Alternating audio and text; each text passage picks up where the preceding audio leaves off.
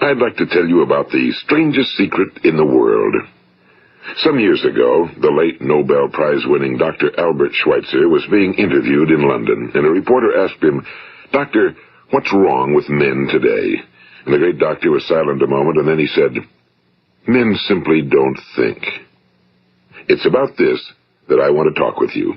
We live today in a golden age. This is an era that man has looked forward to, dreamed of, and worked toward for thousands of years. But since it's here, we pretty well take it for granted. We in America are particularly fortunate to live in the richest land that ever existed on the face of the earth, a land of abundant opportunity for everyone. But do you know what happens? Well, let's take 100 men who start even at the age of 25. Do you have any idea what will happen to those men by the time they're 65? These 100 men who all start even at the age of 25 believe they're going to be successful. If you asked any one of these men if he wanted to be a success, he'd tell you he did. And you'd notice that he was eager toward life, that there was a certain sparkle to his eye, an erectness to his carriage, and life seemed like a pretty interesting adventure to him. But by the time they're 65, 1 will be rich. 4 will be financially independent. 5 will still be working. 54 will be broke. Now think a moment. Out of the 100, only 5 make the grade. Now why do so many fail? What has happened to the sparkle that was there when they were 25? What's become of the dreams, the hopes, the plans? And why is there such a large disparity between what these men intended to do and what they actually accomplished? When we say about 5% achieve success, we have to define success. And here's the best definition I've ever been able to find. Success is the progressive realization of a worthy ideal. If a man is working toward a predetermined goal and knows where he's going, that man is a success. If he's not doing that, he's a failure. Success is the progressive realization of a worthy ideal. Rollo May, the distinguished psychiatrist, wrote a wonderful book called Man's Search for Himself. And in this book he says, the opposite of courage in our society is not cowardice. It is conformity. And there you have the trouble today. It's conformity, people acting like everyone else without knowing why, without knowing where they're going. Now think of it. In America right now, there are over 18 million people 65 years of age and older. And most of them are broke. They're dependent on someone else for life's necessities. Now, we learn to read by the time we're 7. We learn to make a living by the time we're 25. Usually by that time, we're not only making a living, we're supporting a family. And yet by the time we're 65, we haven't learned how to become financially independent in the richest land that has ever been known.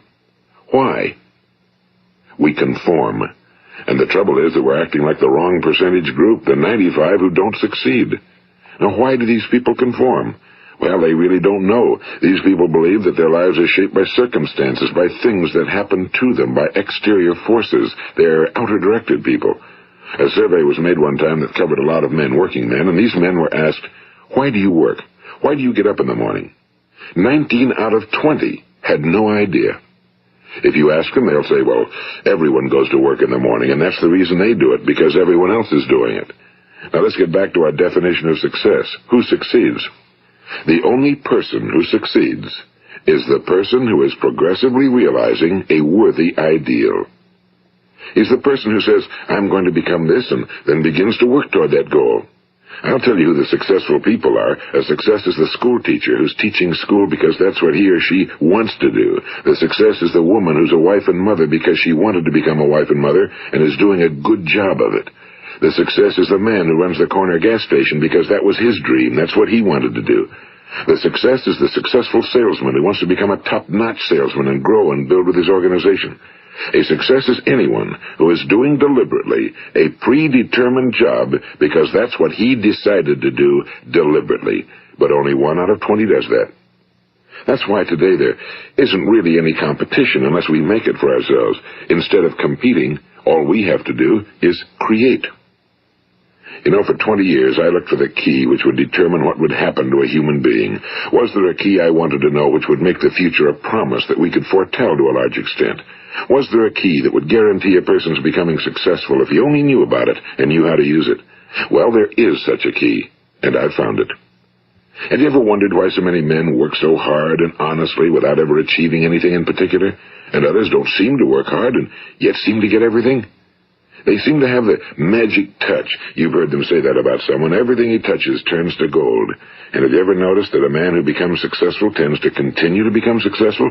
And on the other hand, have you noticed how a man who's a failure tends to continue to fail? Well, it's because of goals. Some of us have goals, some don't. People with goals succeed because they know where they're going. It's that simple. Think of a ship leaving a harbor, and think of it with the complete voyage mapped out and planned. The captain and crew know exactly where it's going and how long it'll take. It has a definite goal. Now, 9,999 times out of 10,000, it will get to where it started out to get. Now, let's take another ship, just like the first, only let's not put a crew on it or a captain at the helm.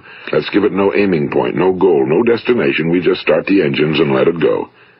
I think you'll agree with me that if it gets out of the harbor at all, it will either sink or wind up on some deserted beach, a derelict.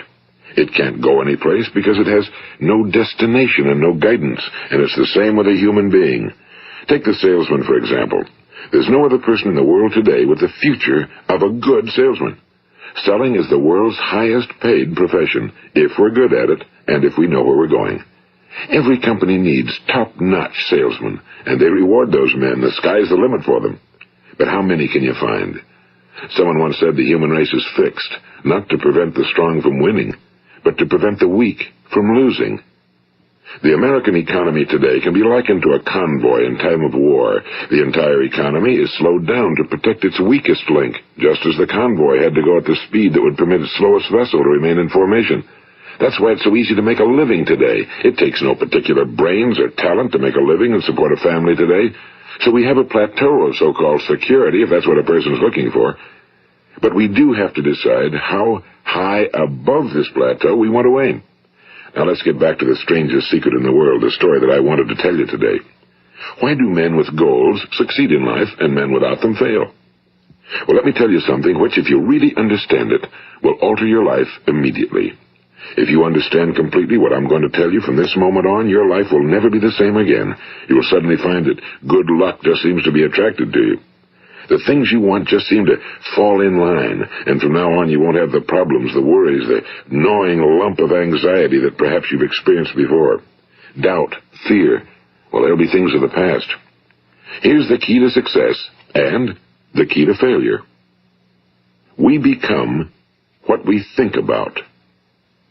Now let me say that again.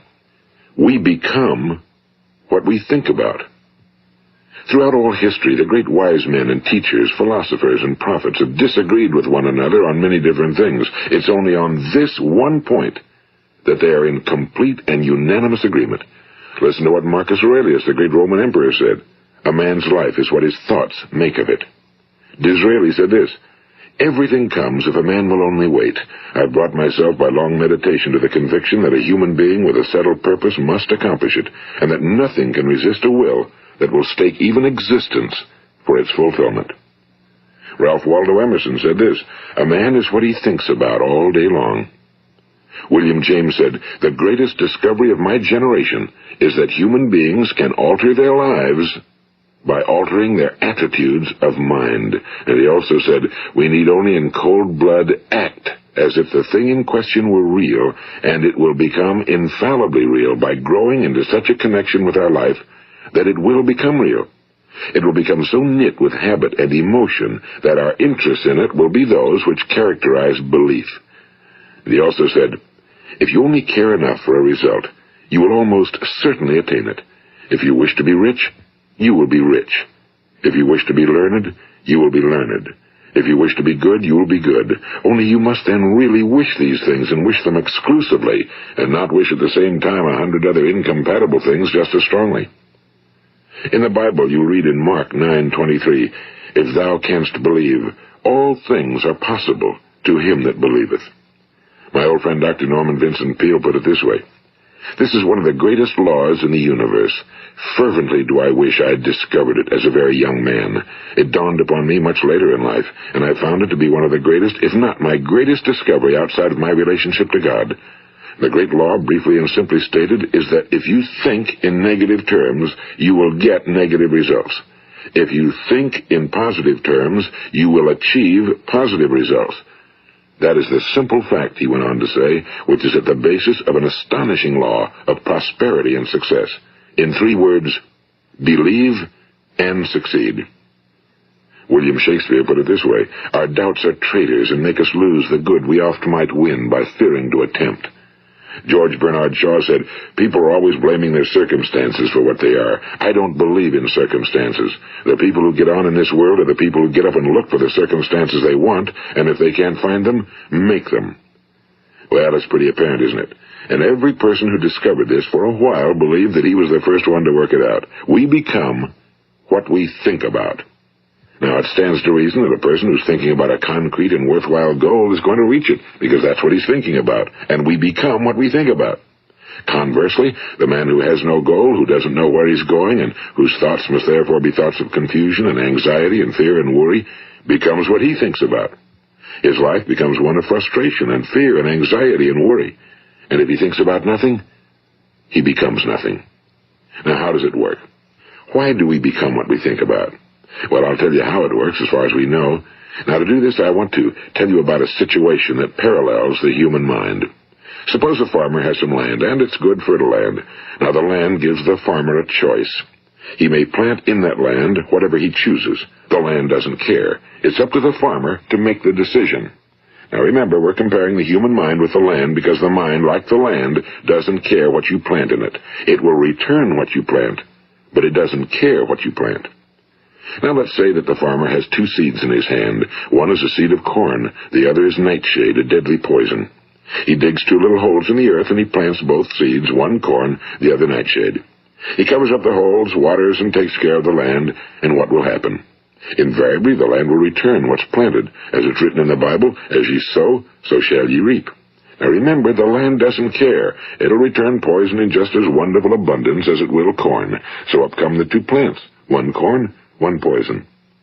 Now, the human mind is far more fertile, far more incredible and mysterious than the land, but it works the same way. It doesn't care what we plant. Success, failure. A concrete, worthwhile goal, or confusion. Misunderstanding, fear, anxiety, and so on. But what we plant, it must return to us. You see, the human mind is the last great unexplored continent on Earth. It contains riches beyond our wildest dreams. It will return anything we want to plant. Now, you might say, well, if that's true, why don't people use their minds more? Well, I think they figured out an answer to that one, too.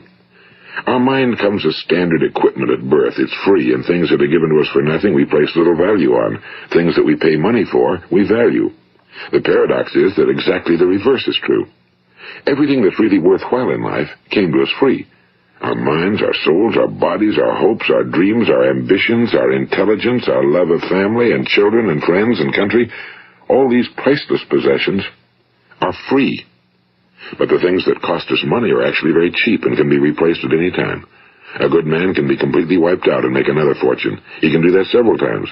Even if our home burns down, we can rebuild it.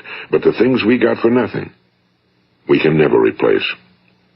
The human mind isn't used because we take it for granted. Familiarity breeds contempt. It can do any kind of job we assign to it, but generally speaking, we use it for little jobs instead of big, important ones. Universities have proved that most of us are operating on about 10% or less of our abilities. So decide now, what is it you want? Plant your goal in your mind. It's the most important decision you'll ever make in your entire life. What is it you want? Do you want to be an outstanding salesman?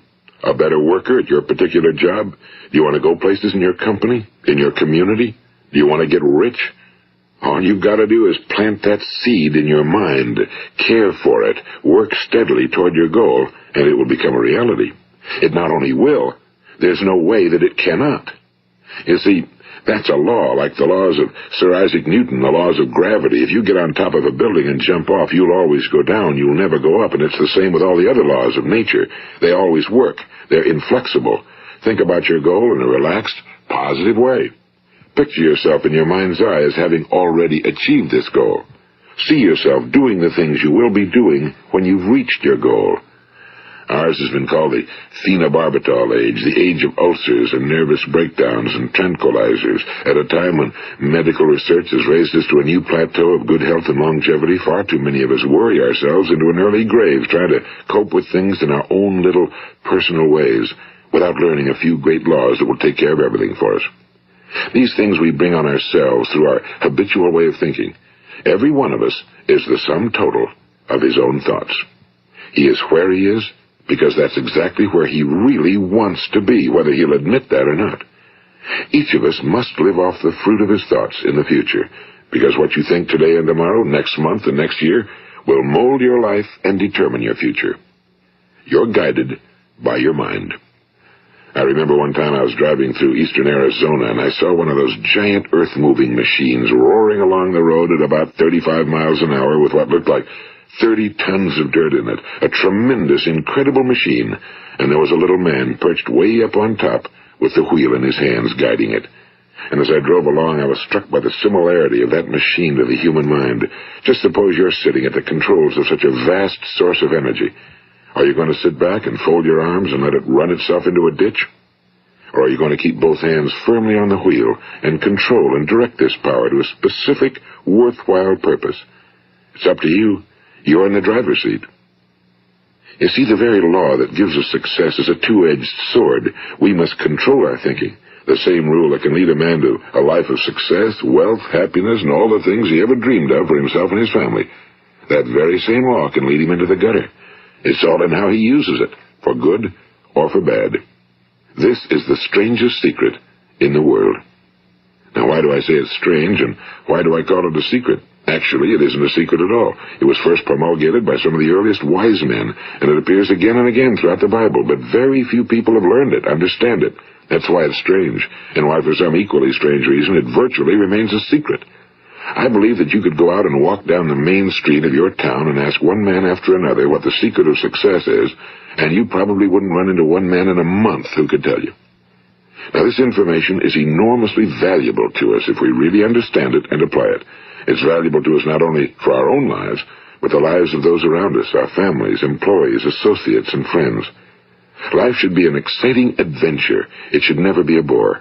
A man should live fully, be alive. He should be glad to get out of bed in the morning. He should be doing a job he likes to do because he does it well. One time I heard Grove Patterson, the great late editor-in-chief of the Toledo Daily Blade, make a speech, and as he concluded his speech, he said something I've never forgotten. He said, "My years in the newspaper business have convinced me of several things.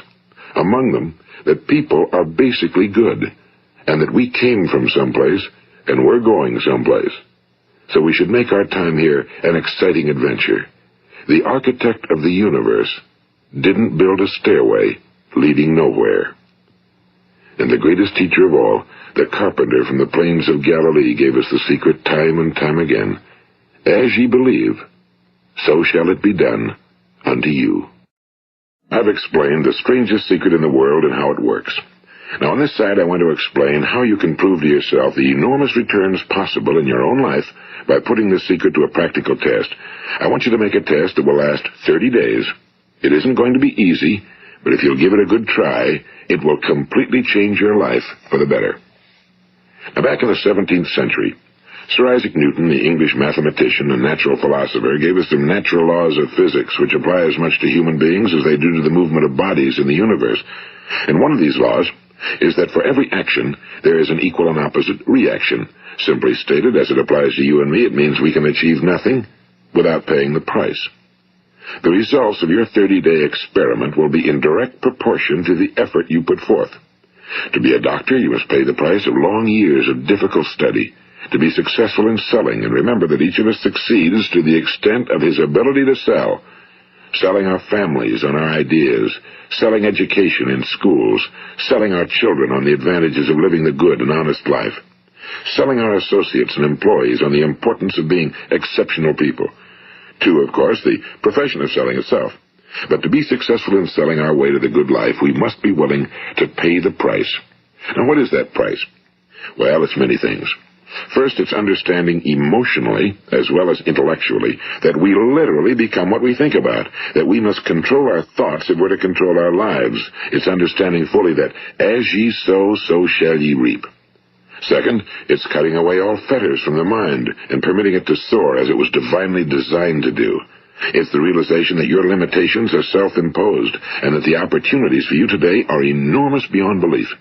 It's rising above narrow-minded pettiness and prejudice. And third, it's using all your courage to force yourself to think positively on your own problem, to set a definite and clearly defined goal for yourself, to let your marvelous mind think about your goal from all possible angles, to let your imagination speculate freely upon many different possible solutions, to refuse to believe that there are any circumstances sufficiently strong to defeat you in the accomplishment of your purpose, to act promptly and decisively when your course is clear, and to keep constantly aware of the fact that you are, at this moment, standing in the middle of your own acres of diamonds, as Russell Conwell used to point out. And fourth, save at least 10% of every dollar you earn. It's also remembering that no matter what your present job, it has enormous possibilities, if you're willing to pay the price. Now let's just go over the important points in the price each of us must pay to achieve the wonderful life that can be ours. It is, of course, worth any price. 1. You will become what you think about. 2. Remember the word imagination and let your mind begin to soar. 3. Courage. Concentrate on your goal every day. 4. Save 10% of what you earn. And 5. Action.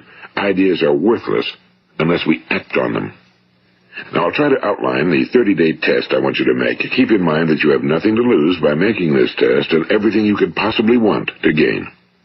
There are two things that may be said of everyone. Each of us wants something, and each of us is afraid of something. I want you to write on a card what it is you want more than anything else. It may be more money. Perhaps you'd like to double your income or make a specific amount of money. It may be a beautiful home. It may be success at your job. It may be a particular position in life. It could be a more harmonious family. Each of us wants something. Now write down on your card specifically what it is you want. Make sure it's a single goal and clearly defined. You needn't show it to anyone, but carry it with you so that you can look at it several times a day. Think about it in a cheerful, relaxed, positive way each morning when you get up, and immediately you have something to work for, something to get out of bed for, something to live for. Look at it every chance you get during the day and just before going to bed at night. And as you look at it, remember that you must become what you think about, and since you're thinking about your goal, you realize that soon it will be yours. In fact, it's yours really the moment you write it down and begin to think about it. Look at the abundance all around you as you go about your daily business. You have as much right to this abundance as any other living creature. It's yours for the asking. Now we come to the difficult part. Difficult because it means the formation of what is probably a brand new habit, and new habits are not easily formed. Once formed, however, it will follow you for the rest of your life. Stop thinking about what it is you fear. Each time a fearful or negative thought comes into your consciousness, replace it with a mental picture of your positive and worthwhile goal. And there will come times when you'll feel like giving up. It's easier for a human being to think negatively than positively. That's why only 5% are successful. You must begin now to place yourself in that group. For 30 days, you must take control of your mind. It will think about only what you permit it to think about. Each day for this 30-day test, do more than you have to do. In addition to maintaining a cheerful, positive outlook, give of yourself more than you've ever done before. Do this knowing that your returns in life must be in direct proportion to what you give. The moment you decide on a goal to work toward, you're immediately a successful person. You are then in that rare and successful category of people who know where they're going. Out of every 100 people, you belong to the top 5. Don't concern yourself too much with how you're going to achieve your goal. Leave that completely to a power greater than yourself. All you have to do is know where you're going. The answers will come to you of their own accord and at the right time. Remember these words from the Sermon on the Mount, and remember them well. Keep them constantly before you this month of your test. Ask, and it shall be given you. Seek, and ye shall find. Knock, and it shall be opened unto you.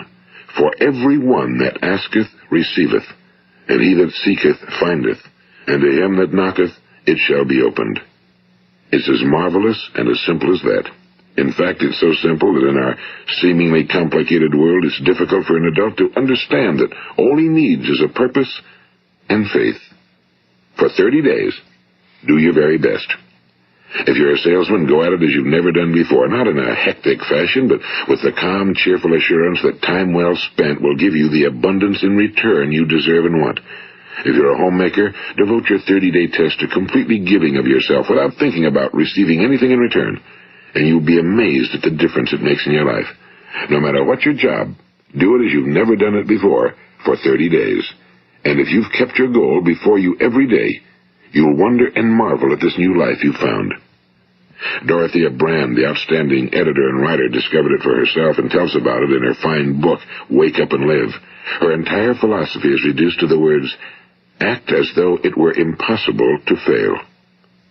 She made her own test with sincerity and faith, and her entire life was changed to one of overwhelming success. Now, you make your test for 30 full days. Don't start your test until you've made up your mind to stick with it. You see, by being persistent, you're demonstrating faith. Persistence is simply another word for faith. If you didn't have faith, you'd never persist.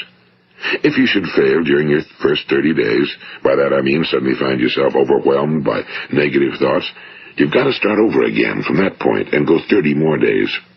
Gradually, your new habit will form until you find yourself one of that wonderful minority to whom virtually nothing is impossible. And don't forget the card. It's vitally important as you begin this new way of living. On one side of the card, write your goal, whatever it may be. On the other side, write the words we've quoted from the Sermon on the Mount. Ask, and it shall be given you. Seek, and ye shall find. Knock, and it shall be opened unto you. Nothing great was ever accomplished without inspiration. See that during these crucial first 30 days, your own inspiration is kept at a peak. And above all, don't worry. Worry brings fear, and fear is crippling. The only thing that can cause you to worry during your test is trying to do it all yourself. Know that all you have to do is hold your goal before you. Everything else will take care of itself. Remember also to keep calm and cheerful. Don't let petty things annoy you and get you off course. Now, since making this test is difficult, some will say, why should I bother? Well, look at the alternative. No one wants to be a failure. No one really wants to be a mediocre individual. No one wants a life constantly filled with worry and fear and frustration. Therefore, remember that you must reap that which you sow. If you sow negative thoughts, your life will be filled with negative things. If you sow positive thoughts, your life will be cheerful, successful, and positive. Now, gradually, you will have a tendency to forget what you've heard on this recording. Play it often. Keep reminding yourself of what you must do to form this new habit. Gather your whole family around at regular intervals and listen to what's been said here. You know, most men will tell you that they want to make money without understanding the law. The only people who make money work in a mint. The rest of us must earn money. This is what causes those who keep looking for something for nothing or a free ride to fail in life. The only way to earn money is by providing people with services or products which are needed and useful. We exchange our time and our product or service for the other man's money. Therefore, the law is that our financial return will be in direct proportion to our service. Now, success is not the result of making money. Making money is the result of success, and success is in direct proportion to our service. Most people have this law backwards. They believe that you're successful if you earn a lot of money. The truth is that you can only earn money after you're successful. It's like the story of the man who sat in front of the stove and said to it, "Give me heat, and then I'll add the wood." How many men and women do you know, or do you suppose there are today, who take the same attitude toward life? There are millions. We've got to put the fuel in before we can expect heat. Likewise, we've got to be of service first before we can expect money. Don't concern yourself with the money. Be of service. Build, work, dream, create. Do this, and you'll find there's no limit to the prosperity and abundance that will come to you. Prosperity, you know, is founded upon a law of mutual exchange. Any person who contributes to prosperity must prosper in turn himself. Sometimes the return will not come from those you serve, but it must come to you from someplace, because that's the law. For every action, there is an equal and opposite reaction. As you go daily through your 30-day test period, remember that your success will always be measured by the quality and quantity of service you render, and money is a yardstick for measuring this service. No man can get rich himself unless he enriches others. Now, there are no exceptions to a law. You can drive down any street in America and from your car estimate the service that's being rendered by the people living on that street. Had you ever thought of this yardstick before? It's interesting. Some, like ministers and priests and other devoted people, measure their returns in the realm of the spiritual, but again, their returns are equal to their service. Once this law is fully understood, any thinking person can tell his own fortune. If he wants more, he must be of more service to those from whom he receives his return. If he wants less, he has only to reduce his service. This is the price you must pay for what you want. If you believe you can enrich yourself by deluding others, you can end only by deluding yourself. It may take some time, but just as surely as you breathe, you'll get back what you put out. Don't ever make the mistake of thinking you can avert this. It's impossible. The prisons and the streets where the lonely walk are filled with people who tried to make new laws just for themselves. We may avoid the laws of man for a while, but there are greater laws that cannot be broken. An outstanding medical doctor recently pointed out 6 steps that will help you realize success. 1. Set yourself a definite goal. 2. Quit running yourself down. 3. Stop thinking of all the reasons why you cannot be successful and instead think of all the reasons why you can. 4. Trace your attitudes back through your childhood and try to discover where you first got the idea you couldn't be successful, if that's the way you've been thinking. 5. Change the image you have of yourself by writing out a description of the person you would like to be. And 6. Act the part of the successful person you have decided to become. The doctor who wrote those words is a noted West Coast psychiatrist, Dr. David Harold Fink. Do what the experts since the dawn of recorded history have told you must do. Pay the price by becoming the person you want to become. It's not nearly as difficult as living unsuccessfully. Make your 30-day test, then repeat it again, and each time it will become more a part of you until you'll wonder how you could ever have lived any other way. Live this new way, and the floodgates of abundance will open and pour over you more riches than you may have dreamed existed. Money? Yes, lots of it. But what's more important, you'll have peace. You'll be in that wonderful minority who lead calm, cheerful, successful lives. Start today. You have nothing to lose, but you have a whole life to win. This is Earl Nightingale, and thank you.